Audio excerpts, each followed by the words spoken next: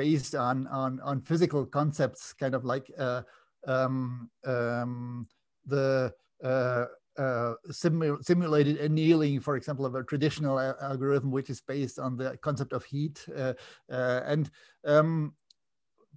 I don't think you need lots of physics to really to be a good computer scientist or to be good at deep learning, but it helps a lot because you might find parallels and you might recognize stuff from physics. But math is certainly more important than physics. Yes, so basically we are talking a lot about any general undergrad in CS, but like that gets me to this question: like, how did your time as an undergrad transform you as a person of science?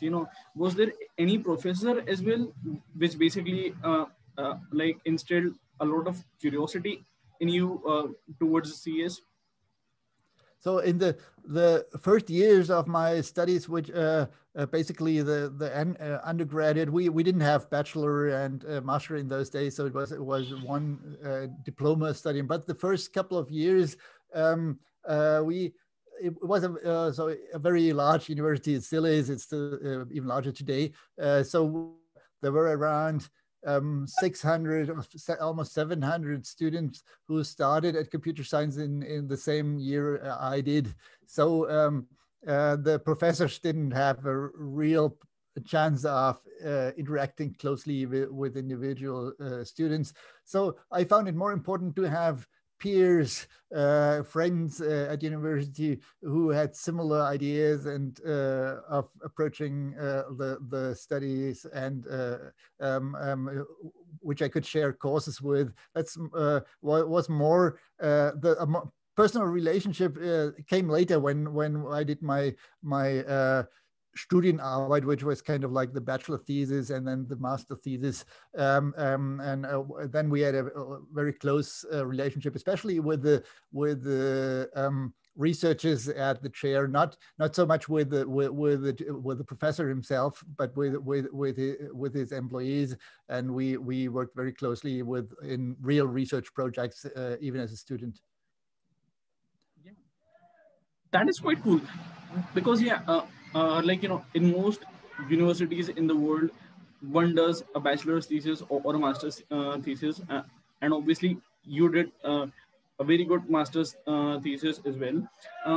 So like having experience as a researcher in your concerned field, like how was that experience very important when you eventually got into a graduate program, like in the PhD program at Nuremberg?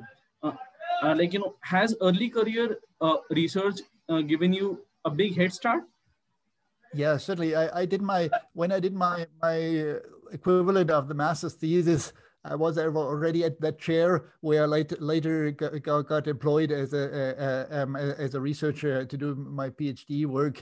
So that was a pretty smooth transition. Actually, the day I finished my master thesis, the next day I started working at that chair. So obviously, it would have been much more difficult to come from the outside, from another university, because everybody knew me in those days. The professor knew me, so it wasn't a big issue to convince him to make me work in the project.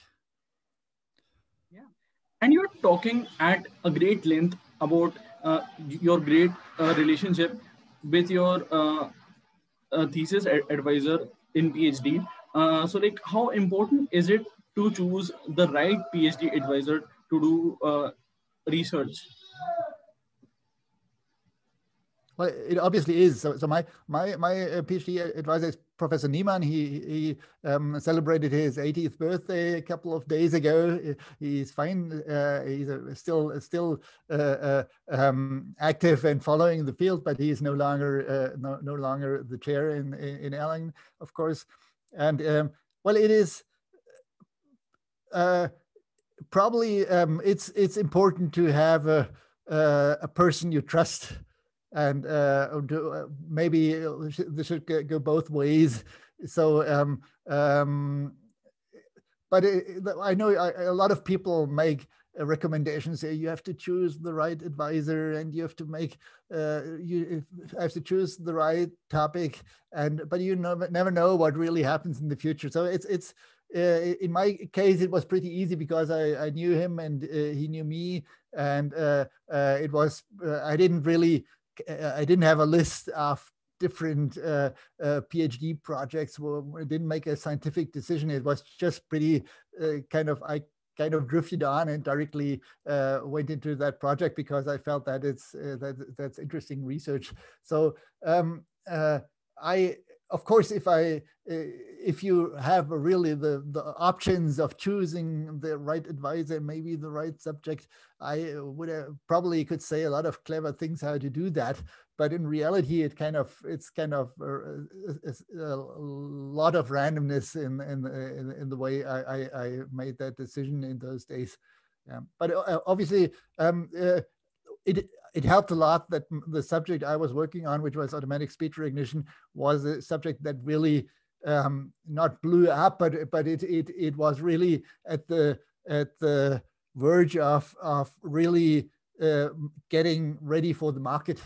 So when in the early 2000s, speech recognition technology became good enough to work in industrial environments, then we were there. I was qualified to do it, and I founded a company with a few other guys from the same chairman mostly. So we had a lot of know-how in the field, and we were probably maybe a bit early for the kind of technology. So it was still hard to convince companies to really use the technology. But on the other hand, we had it was almost the right timing. But if you end up in another project with a technology that doesn't turn out to work, then you might have problems. You have your PhD, but you might still have problems really using the knowledge you acquired. But it's hard to foresee. You cannot predict the future. So there's some amount of luck involved in that decision. An incredibly eye-opening experience. So as you told, you were working in speech recognition in your PhD. So obviously after some years of completing your PhD, speech recognition blew up. Everyone I think who is watching, everybody has played around on Google, typing, random stuff and, speaking random stuff and, Google giving out the right result for that voice. So basically, how does it feel that something which you contributed a huge amount of knowledge to has become so fundamental in how the world works today? Well, of course, it feels good to have somehow made that decision. Somehow my fate made me focus on stuff that actually turned out to matter a couple of years later. But I would not say that was a I was clever to predict that. I would say there's a lot of luck involved. Maybe I could have ended up in another project which might have looked at kind of fuzzy logic or whatever was around in those days, which didn't really blow up later.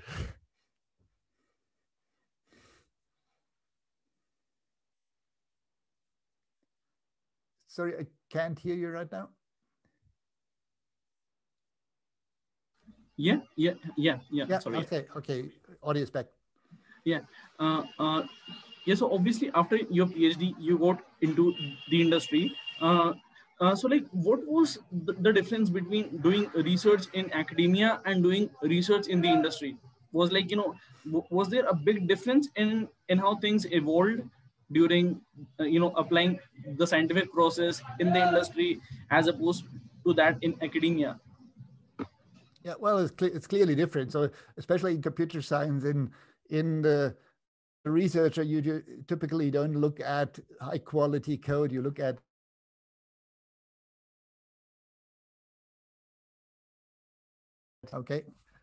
you don't in computer science. You don't look at as a researcher. You try to progress in the project you're working at.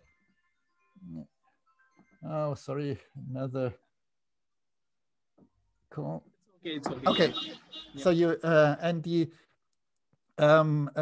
so you don't comment your code, and you don't try to fix all bugs because some won't be relevant.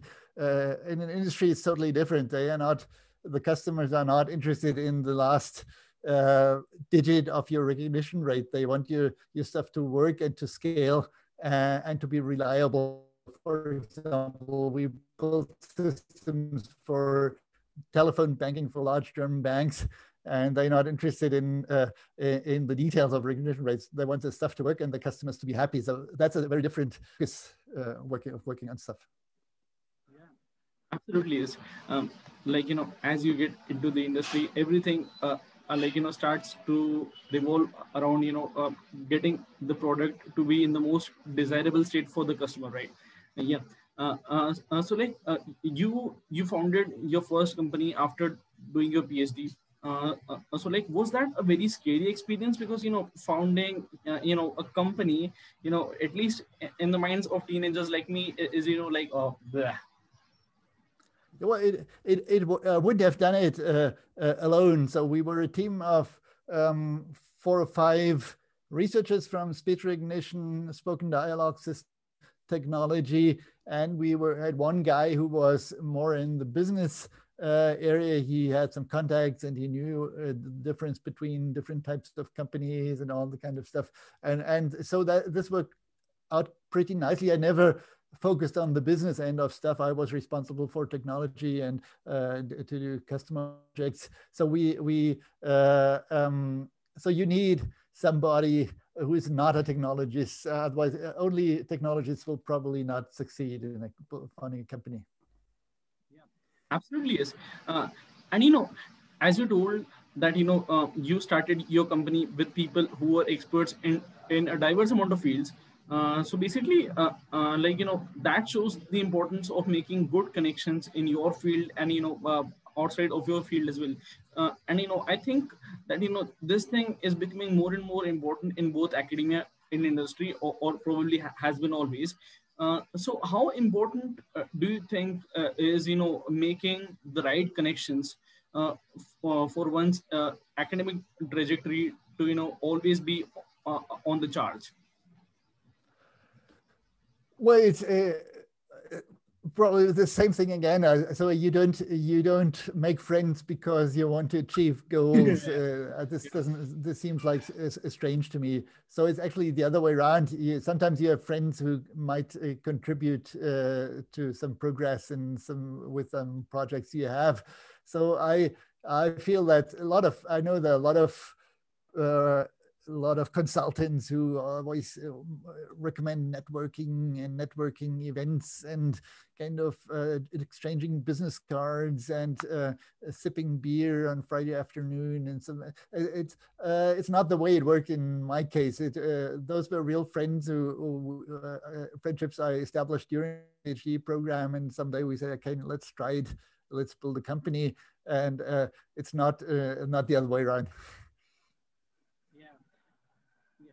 So like real friends are better than any kind of business card exchanging networking, right?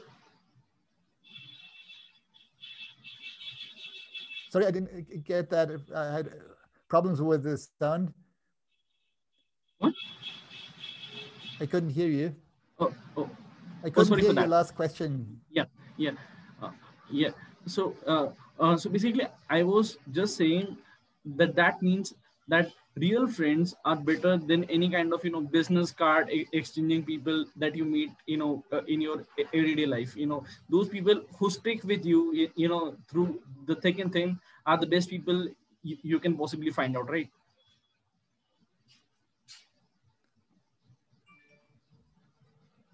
Yeah, of course, especially when you found a company, you need to trust people. And if you, maybe there are different ways of doing it, but in our case, it was easy because we trusted each other. We never debated money and stuff. Everything was clear that we would have equal shares of the company and share the same income and stuff. So we didn't have to fight that out. It's probably much more difficult if you have people who kind of come in from the outside and who want to make money, first of all. Yeah. Absolutely, absolutely, yes. Yeah. So like besides founding your own company, you have also been an advisor for the research divisions at a lot of different companies. So like how is the role of an advisor? Especially in uh, a continuously growing field like yours, for companies who are, as you say, completely focused on the products. Well, usually I've been working at our company. We were experts on our field, and we certainly worked together, even with very large companies like Siemens, and so who didn't have the knowledge in in our special area of expertise. So it's always a mixture. Usually, when you work with different companies together to build large projects, we were the technology experts, and the larger companies were the guys who made sure that everything scaled and worked reliably. Yeah. Yeah, absolutely is. Yeah. Uh, so after working for almost a decade in the industry, you got back into academia as a professor. So like, how was that experience, of like, going from the industry back to academia? And, I think, it is kind of something which is seen quite frequently at, applied sciences based universities, that the professors themselves have a lot of experience working in the industry hands on. So like, how has the change been from the industry back to the academia? Well, I really never regretted it to go back into academia because I really like teaching, and I like the we don't have to please customers anymore. So Yeah, customers yeah. are usually, they have their own ideas, and they customers are really hard to deal with. And in academia, you are allowed to focus on stuff you're interested in, and nobody will tell you to do something totally different. So, well, sometimes little requirements coming from larger research projects, of course, but you're much more free in deciding how you spend your time and on what problems you work. And obviously the teaching part is fun too. So I really never regretted returning to academia. Maybe spending my whole life in academia would feel a little bit, I would miss a lot, because spending time in the real world helps to understand problems and how to understand how the world works. Absolutely yes. And actually, there is a question that I got, that was there anything besides academics which appealed to you a lot in your days growing up? Was there some kind of sport like which you liked? Possibly football, because Germans are possibly the best talent producers in football in the whole world. So basically, was there any kind of sport which interested you a lot? Sorry, I had a bad connection. Can you rephrase your Yeah, yeah, question yeah, again? yeah, yeah. Uh, uh, Basically, someone is asking, was there any kind of sport which interested you a lot growing up? Was it football? Sport. Because yeah, sport. Okay. Okay. Um, well, I'm moderately interested in football, or soccer, as Americans would call it, but not really a lot. Then as a student, as a PhD student, I played squash quite a lot, which I like, but not really on a really good level. And I play tennis a lot, so but it's not in a really important part of it, had nothing to do with my academic career. So I enjoy the kind of ball sports, but on a really moderate level. That's cool. And like besides sports, was there any kind of hobby which you still pursue?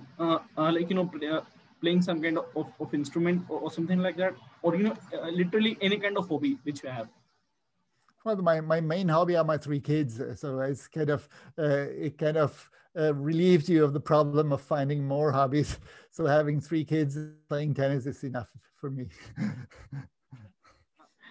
And yes, like obviously, when you were uh, uh, uh, when you were doing your PhD, uh, uh, uh, like till like from then it has been around 20 years, and your life has transformed quite a lot, and as you have told about your kids, so how does the life of an academic person change with basically family responsibilities increasing? Well, it's uh, probably, I don't think it's so much different from everybody else who has a family. You somehow have to get along with different types of responsibilities. I think as an academic at least in the with a tenured professorship or something like that, you're in a really privileged position. Even looking at the corona situation today, we don't have to worry about our income, and we have our little problems, and people always find problems, but we're really in a privileged position, and having a family is obviously easier in this kind of position than somebody who has to go uh, uh, to some manual labor outside or whatever. So I think I probably well, there's still academics complaining about the workload and how to combine that with an academic career. But I think it's more compatible than many other professions, so we shouldn't complain too much. And actually, there is another question which asks, Professor, what is your favorite class which you like to teach? So, like, basically, what is the favorite course which you like to teach?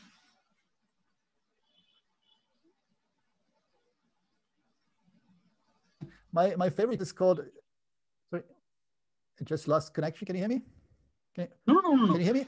Yes, yes, yes, Okay, I absolutely. just okay, perfect. Okay, so my favorite class actually is called automatic speech recognition, and it's my favorite because I do it in a blocked way. It's 7 complete days in a row, morning to evening, where I do lectures in the morning, and we do hands-on work in the lab in the afternoon, and it's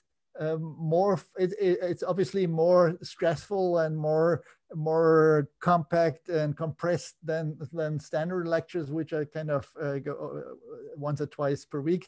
But it's a very intense way of doing teaching, and I think it's also usually the results are much more impressive you get in the practical courses because everybody is there, and the teams are there. They don't have to boot the computer for every time. So because it's much more compact, and I really enjoy that course. The students always give presentations of their stuff they did, and I really look forward to doing that course every year.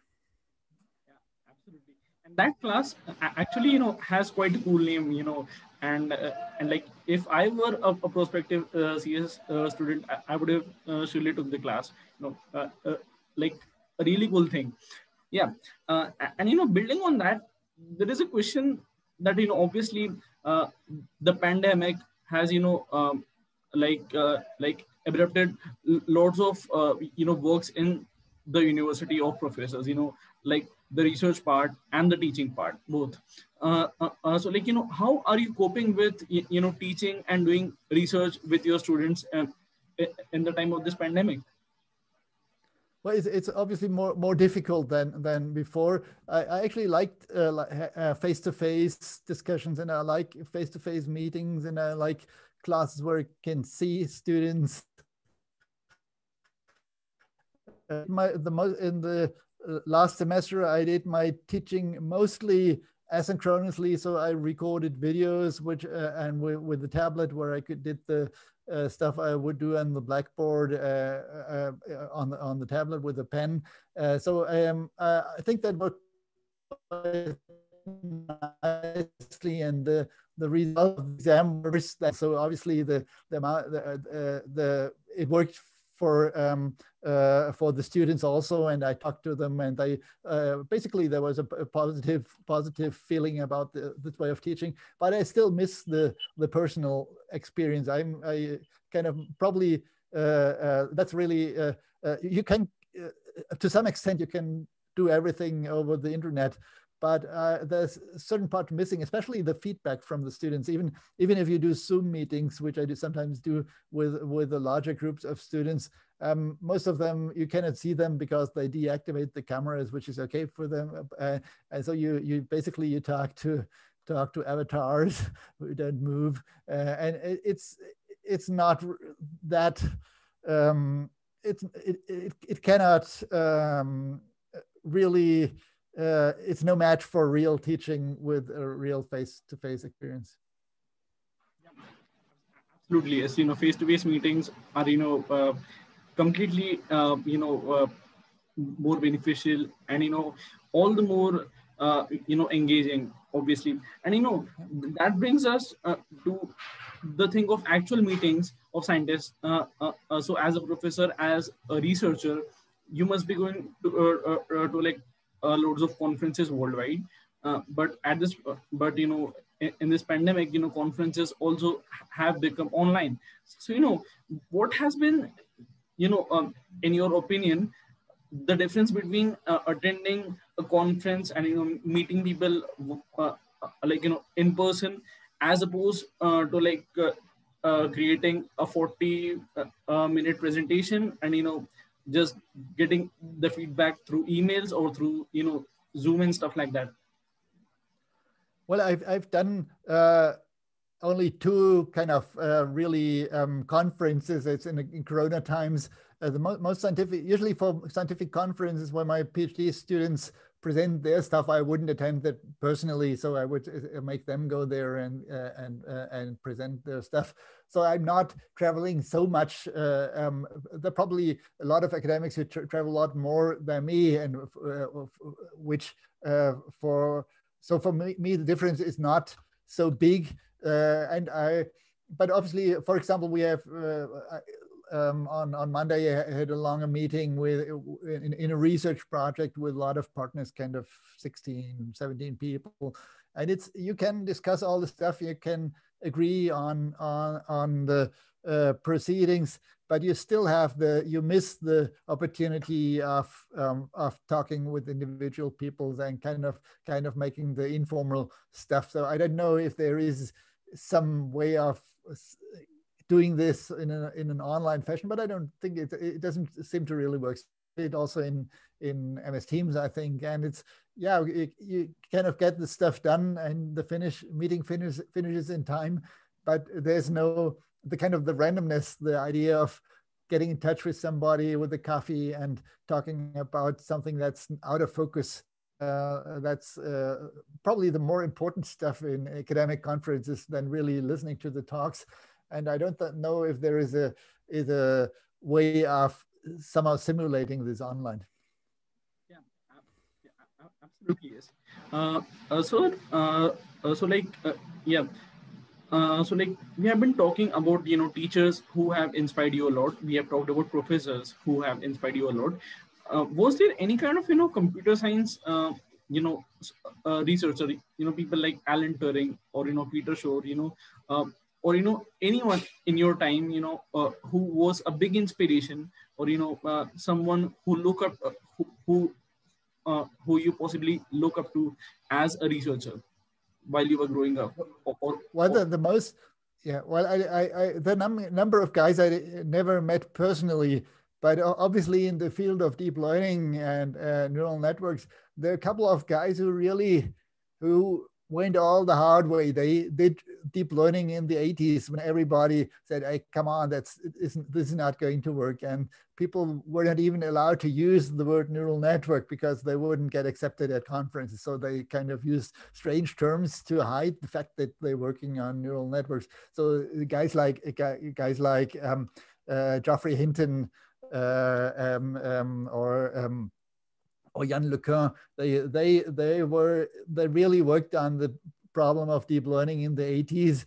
and everybody said, "Yeah, this is not going to work," and they both knew it would work someday, and it turned out to work. So it's kind of it shows that you need a lot of stamina and really patience to make people believe in what you believe in. If you're convinced you're on the right path, you maybe it takes 10 or 20 years, maybe people will realize one day.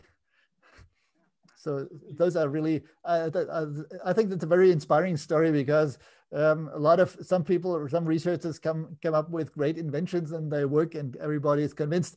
But in those days, computers were kind of a factor of 1 or 10 million times slower than today. So it couldn't really keep up with the kind of the older traditional ways of solving the problems. But they knew it would work one day when the computers were a little bit faster than those days. Yeah. Yeah, that's a really good lesson and a really inspiring story, as you told.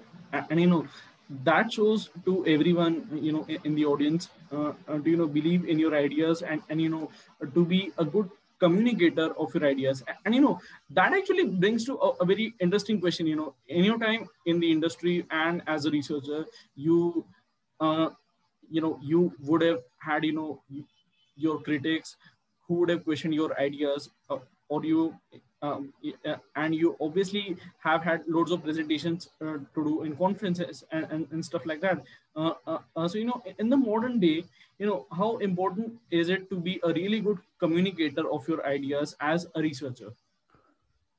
Well, I think it helps a lot. So if if you're right and you're a bad communicator, someday everybody will say, okay, he was right, he knew it. But I believe that if you're good at communicating your ideas, it's much easier make yourself heard. And it's even beyond speaking at conferences today. It's maybe you have to go to Twitter and to talk to peers and to journalists and whatever to somehow make your ideas known. If you only publish in conferences, and most of the stuff that's published in conferences really never picked up by the media, or is never picked up, even if it might be interesting for public discussions. So as a scientist, it helps to somehow try to establish a connection with the outside world. Yeah, absolutely. And I think especially in this age of social media, it's very it's like a very good skill to have. If you can communicate very technical ideas in a simple language, people obviously would want to know what you are working on, and if you can basically dumb it down at a very basic level, then it's a really good skill to have. Yes. And yes, there was this question that how do you think research in computer science would help uh, fighting the global climate crisis? If you have any thoughts on that. Well, there is a lot of hope, or some researchers have a lot of hope in kind of making better models of climate and better predicting certain effects using deep learning methods. So that's, I don't think that will be the key to solving all the world's problems, but I believe that machine learning methods, deep learning methods can be very useful in a whole lot of different fields, and probably also in climate research. On the other hand, of course, deep learning methods cost a huge amount of energy and of computation time. And if you, it's kind of like a whole city, the amount of power you need to really train a model like GPT-3. So it's I don't know if the net outcome is positive or negative today of the deep learning world on climate on the climate change issue, but in the long run, I'm optimistic that we might also contribute helpful stuff for this issue. Yeah. And I think, that is a really good hope to have, because at least in my novice opinion, deep learning has had loads of applications in fields people would have not assumed it to be, because like in my field of research, there is something known as the Hubble tension, which is like related to the fact that that the Hubble constant of the universe is not the same when you measure it from different observatories. And people have been applying have started to apply deep learning and machine learning to like resolve the problem. So if deep learning can answer those questions, then it can possibly revolutionize anything that we know of. Yeah. And that that also stems on a good question over here. And the question is, what do you think will be the effects of deep learning on learning itself? Like basically, how will deep learning and machine learning in the future help students learn stuff in a better way in high school? Oh, I don't think that's really related. So interestingly, the term deep learning originally came from a totally different field, where it was a learning technique, and somehow the neural network researchers stole the term and used it for neural networks. So deep learning is basically if you're harsh, it's function fitting. So you basically you model high dimensional functions based on a number of samples. If you have enough samples, you can nicely interpolate between all the samples, and that's what deep learning does. So it's kind of it's a bit de-illusioning to look at the reality of what deep learning actually does. Obviously, there are fascinating stuff that comes out of this simple function fitting. For example, stuff like GPT-3, which is basically it's a language model that's only trained on basically all the text on the internet. So basically a kind of autocomplete, so it predicts the next token or the next word, and somehow it turns out that you could even believe there's some kind of understanding going on. So it doesn't know anything about the world, except it has consumed all the text of the world, and it's still able to capture meaning in some sense, and to build sentences that make some sense, even whole paragraphs that make sense.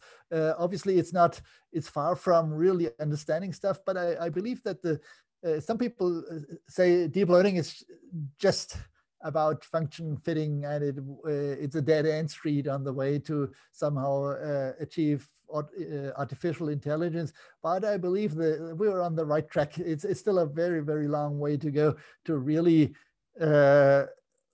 to really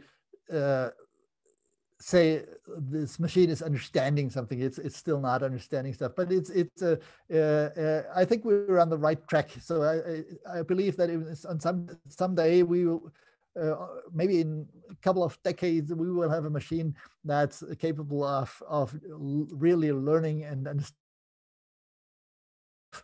And this will be almost certainly based on some variation of neural networks, maybe different than today, but it will not be based on a totally different technology, because we know our brain also works with neural networks. So why should everything else? So why should artificial intelligence work totally differently when we see it's almost on the way to working today?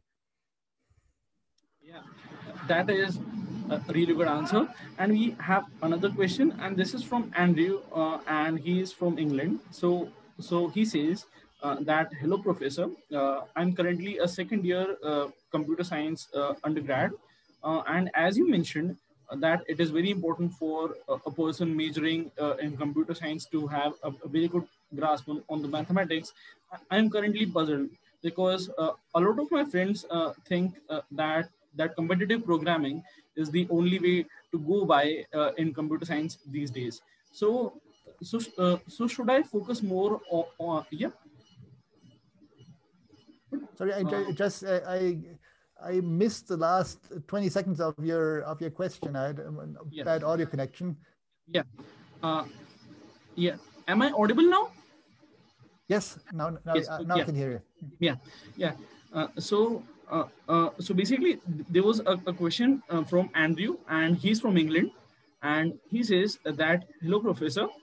I'm currently a second year student studying computer science. And as you mentioned, that it is very important for a person majoring in CS to have a good grasp on mathematics. I'm currently puzzled because a lot of my friends think that that only competitive programming is the way to go by in CS these days. And what should I do now at this point of time? Should I focus more on programming, or should I focus more on mathematics and actually learning stuff like data structures and all that in detail, and possibly having a research paper under my belt until I graduate? Well, it's probably different for different areas of computer science. So when I say mathematics, especially statistics, linear algebra is hugely important, and it's hugely important for deep learning. But deep learning will not be able to replace normal programming. So if you are interested in building programs, and if you like booleans, and if you like if you don't like fuzzy stuff, if you like stuff that either works or doesn't work, if you like databases, and if you like logic, then you can probably do without statistics and linear algebra, and you will find a huge number of opportunities in all different fields of computer science. But if you want to go into machine learning, and especially into deep learning, which will remain one of many areas in computer science, then specifically for this, you would need mathematics. But if you want to program databases, you probably won't need statistics, and you won't need linear algebra. Yeah. And there is actually, in my opinion, a quite a related question by Kyle, and he is from the USA. Uh, so Kyle asks that currently I'm a senior in high school, and I would also want to work in deep learning and machine learning in the future. But what I've seen on answers in Quora and similar sites is that most of the research in deep learning and machine learning these days is basically mathematics. So is that true? Well, the basically the different levels of doing deep learning. So if you want to do it on a more practical level, so if you want to teach neural networks to recognize certain stuff. So for example, I had a bachelor thesis where a company wanted to make a smartphone app which could detect all of its products, kind of stuff. You could hold it in front of the camera, and then the camera would allow the owner to reorder a new batch of the same product. So you wouldn't have to keep the packaging; it would recognize the products.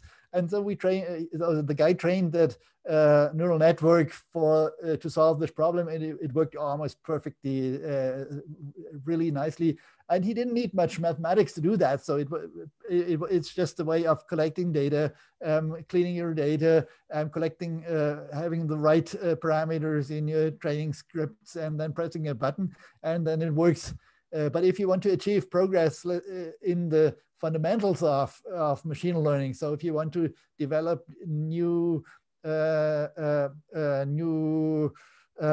ways of maybe new cells for kind of a new version of LSTM models or whatever, then you need to understand the mathematics. So there are different levels of application. If you want to do fundamental research, you certainly need all the math.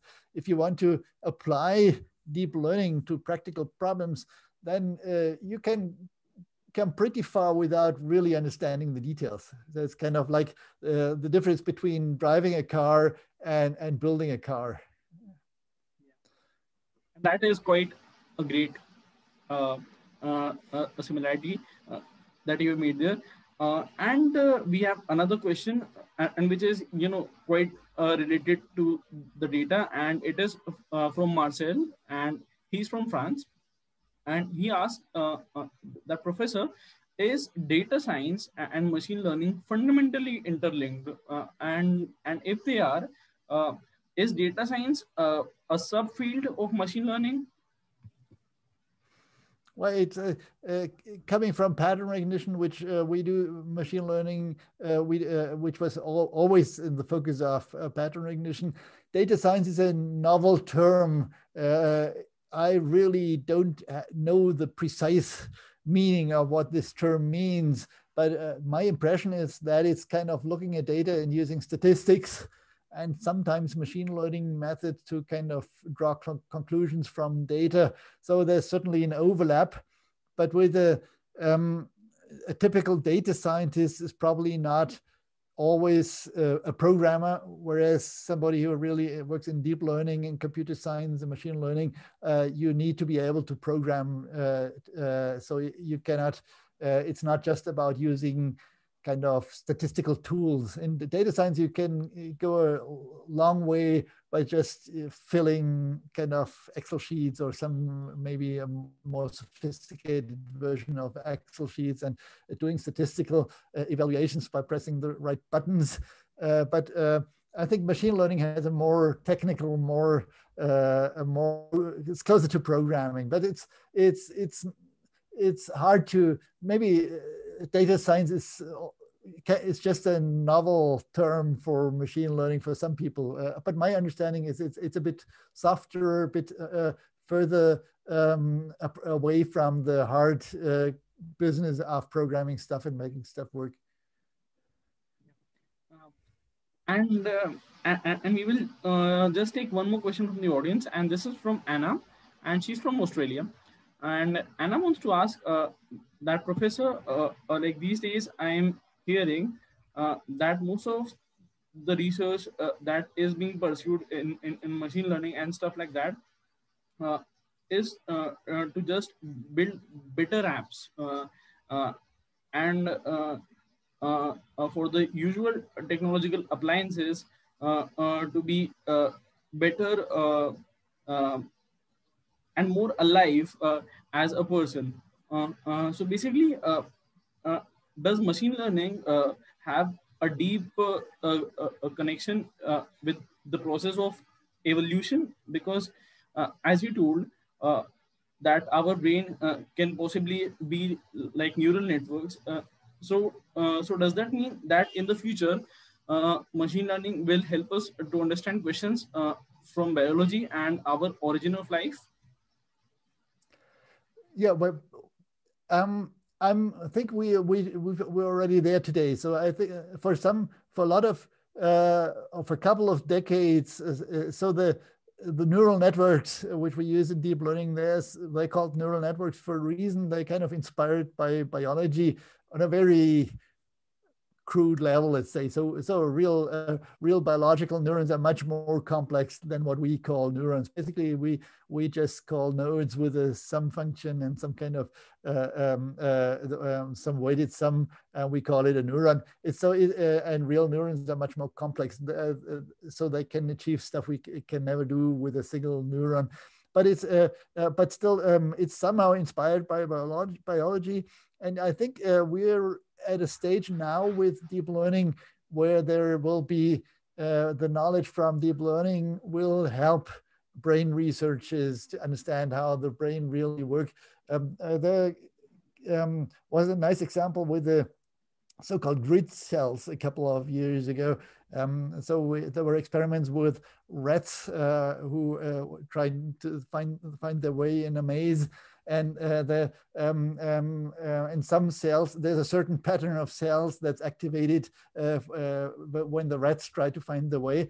And we found the same patterns in artificial neural networks who had to solve the same problem. So there's kind of some certain similarities which are very striking and which show that very similar things are going on. So I think the whole intersection between biology and machine learning, deep learning is hugely interesting for the next couple of decades. Yeah, and that is probably a very good answer for all the biology enthusiasts in the audience, and that actually instigates a question on my personal level that is there any kind of question, any question that if you were asked about some particular question which you would want an answer to before you die, uh, uh, in the field of deep learning or machine learning, what would that question be? Well, the fundamental question for the whole deep learning thing is what AI can we achieve AI or AGI, artificial general intelligence, in my lifetime? That's an open question. I'm actually pretty pessimistic. I don't think I will get that old. So maybe I would have to live another let's say 80 years or so, or maybe even longer. So I'm not really optimistic that I will ever talk to a real AGI. So that somehow incorporates all of human intelligence. But it's still fascinating to see that we're there's a progress every couple of months, new amazing stuff that turns. So we that's very hard to predict. Also, for example, if I'm really bad at predicting, and probably many researchers are bad at predicting the future. So when you would have told me in 2010 that I could talk to a speech recognition system that understands me when the speaker is 5 meters away, maybe in the next room, I would have said that's impossible. The signal to noise ratio is much too bad. That cannot work. You need to get the mic closer to your mouth. Well, it turns out it works today with a lot of deep learning, even on the noise removal side, very low level processing involving deep learning, and somehow it works today. So I wouldn't have predicted anything like this for the next couple of decades, and now we are there. So maybe I'm also bad at predicting AGI, and maybe we will see it, but I'm not too optimistic. Even in knowing that I've been wrong before, I still wouldn't bet on AGI for the next 30 years or so.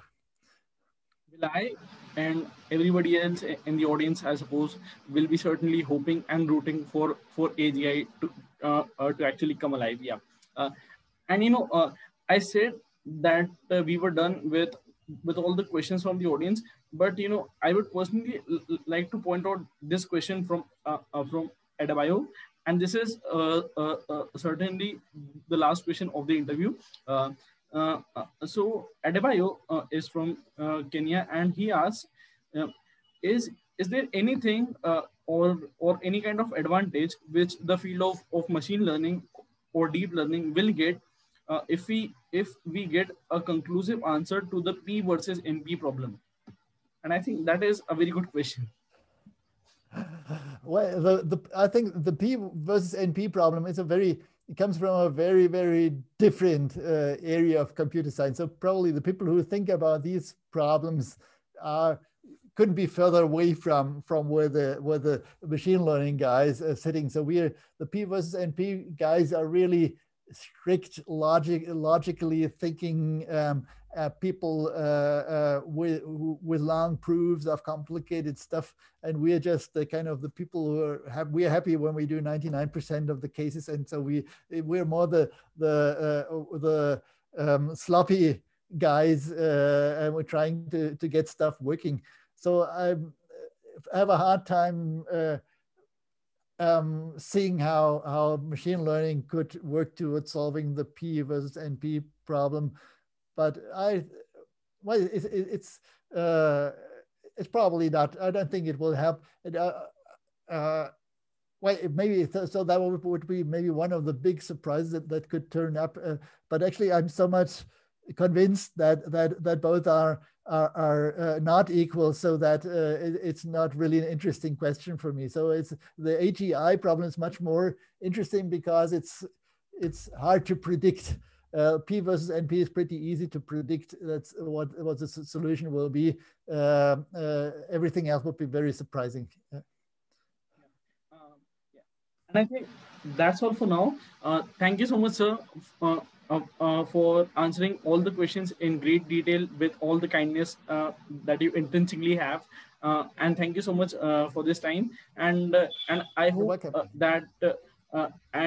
hope that you enjoyed this small meeting with all of us. Yeah, I enjoyed this a lot. Very interesting questions. Very interesting discussion we had. So, so now we will be going off. Thank you everybody for tuning in, and see you later. Okay, bye-bye. See you.